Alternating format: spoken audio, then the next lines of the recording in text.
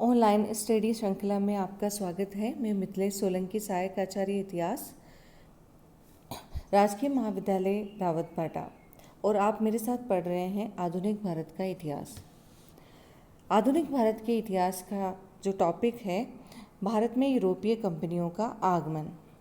भारत का अन्य देशों के साथ व्यापार का पुराना संबंध रहा है।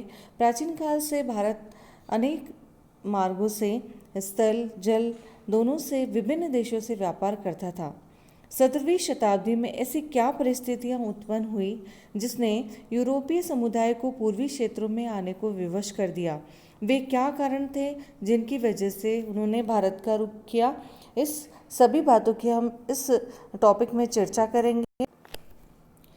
इस्लाम के उदय के बाद तुर्कों ने पश्चिमी एशिया के माध्यम से होने वाले स्थल व्यापारिक मार्गों पर लूटपाट करके उन्हें असुरक्षित बना दिया और भूमध्य सागर से होने वाले व्यापारिक मार्गों पर इटली के कुछ नगर राज्यों ने अपना एकाधिकार स्थापित कर लिया। उधर यूरोप में पूर्वी देशों के साथ सामान जैसे मसालों, रेशमी सूती वस्त्रों, औषधियों, रत्नों, विलासिता की वस्तुओं की मांग बढ़ती जा रही थी। यूरोपीय देशों में मांस को शीत ऋतु में सुरक्षित रखने तथा शराब को अधिक उत्तेजित बनाने के लिए मसालों का बड़े पैमाने पर उपयोग किया जाता था। इटली के नगर इस व्यापार से काफ़ी मुनाफा कमा रहे थे। इन्हीं दिनों पुनर्जागरण के परिणाम स्वरूप यूरोप में राष्ट्रीय राज्यों का भी अभ्युदय हुआ था। भौगोलिक जानकारी का विकास हुआ और धर्म सुधार आंदोलन हुआ। नवोदित राष्ट्रों को अपनी उन्नति के लिए धन की आवश्यकता हुई। धन व्यापार के माध्यम से ही प्राप्त किया जा सकता था, अतः पूर्वी देशों की ओर वाले समुद्री मार्गों का पता लगाने का निश्चय किया गया ताकि उन देशों के साथ सीधा व्यापार किया जा सके। यह निश्चय शीघ्र ही एक जोरदार आंदोलन में बदल गया और सुदूर देशों के साथ व्यापार करने के लिए एकाधिकार प्राप्त करने तथा उन देशों में पश्चिमी सभ्यता का प्रसार करने की होड़ सी लग गई। यूरोपीय नवजागरण से विश्व के कई देश प्रभावित हुए और भारत भी उनमें से एक है। धीरे धीरे भारत में क्रमशः अनेक यूरोपीय जातियां आई, जिनमें पुर्तगाली सबसे पहले थे। आइए हम इस फ्लो चार्ट के माध्यम से भारत की तत्कालीन स्थिति की चर्चा करें कि किस प्रकार यहाँ की परिस्थितियों ने यूरोपीय जातियों को व्यापार करने में सुगमता प्रदान की। सबसे पहले राजनीतिक चर्चा करते हैं। इस समय मुगल जो शासन था वो पतना उन्मुख हो रहा था। मुगल साम्राज्य पतना उन्मुख था। मुगल शासक उत्तराधिकारी कमज़ोर हो रहे थे। दरबारी गुटबाजी थी। अनेक गुट जैसे तुर्की, ईरानी, तुरानी, हिंदुस्तानी आपस में झगड़ते रहते थे। बड़ा साम्राज्य होने की वजह से प्रशासनिक कमजोरियां उजागर होने लगी थी। क्षेत्रीय शक्तियां स्वतंत्र होने के कगार पे थी।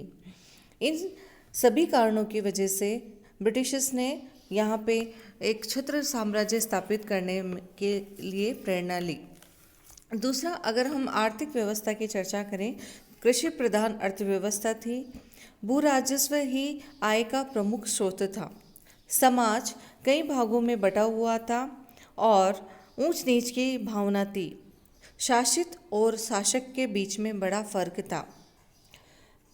धर्म के आधार पर शासन व्यवस्था, यानी शासन पर धर्म का अत्यधिक प्रभाव था। कानून शासन की योग्यता के आधार पर बनाए जाते थे। उसी प्रकार यूरोप की स्थिति की हम अगर चर्चा करें तो इस समय यूरोप में पुनर्जागरण काल चल रहा था, जिसकी वजह से वहाँ के मनुष्यों में जिज्ञासा प्रवृत्ति की जिज्ञासा बढ़ी और उन्होंने उसी जिज्ञासा ने वैज्ञानिक खोजों को मजबूर किया। विज्ञान और प्रौद्योगिकी का विकास हुआ। कंपास की खोज हुई। नाविकों की यात्रा कंपास की वजह से सरल हुई। इसी समय छपाई करने का आविष्कार हुआ, जिसकी वजह से काफ़ी सारे पुस्तकें प्रकाशित हुई। इसी समय यूरोप में, जर्मनी में धर्म सुधार आंदोलन हुआ और वहाँ के जो कैथोलिक परंपरागत जो मूल्य थे, परंपरागत जो धर्म था, उसमें कुछ सुधार हुए।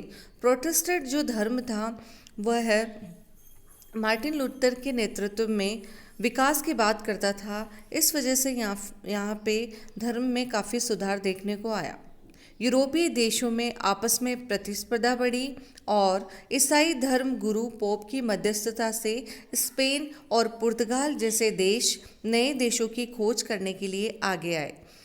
स्पेन पश्चिमी गोलार्ध के साथ व्यापार करने तथा पुर्तगाल पूर्वी गोलार्ध के साथ व्यापार करने के लिए आतुर हैं।